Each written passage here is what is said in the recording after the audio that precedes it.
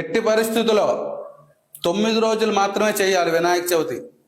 11 రోజులు చేస్తాం, 13 రోజులు చేస్తాం అంటే కుదరదు ఈ సంవత్సరం. ఎందుకంటే గ్రహణం వస్తుంది.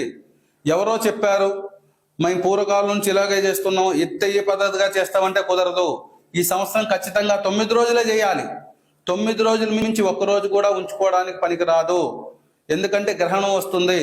చాలా మంది మేధావులు తెలిసి తెలియని మిణిమిణి జ్ఞానంతో ఎలా పడితే అలాగా మళ్ళీ పాత రోజుల్లాగా 21 రోజులు పెడదాం, గణపతి మండపాన్ని ఆ రోజు తాత్కాలికంగా మూసేద్దాం అని చెప్తున్నారు. అలాంటివేవి నమ్మకండి. అలాంటివన్నీ చేస్తే అశాస్త్రీయ పని వల్ల చాలా ఇబ్బందులు పడతారు. ఎన్నో వేదాంగాలను అభ్యసించి ఎంతో స్టడీ చేసి చెప్తున్న విషయము. ఏదో ఛానల్లో ఇంటర్వ్యూ కోసమో లేదో వ్యూస్ కోసమో చెప్తున్న విషయం కాదు. ప్రజలు అప్రమత్తంగా ఉండాలి ఈ విషయంలో. ఎందుకంటే 9 రోజుల మించి మండపంలో గణపతిని కానీ ఉంచినట్లయితే మనకి చాలా అరిష్టం జరుగుతుంది. ఆ గ్రహణ శూల తగిలిందంటే మనందరికీ కూడా చాలా పాపం సంభవిస్తుంది.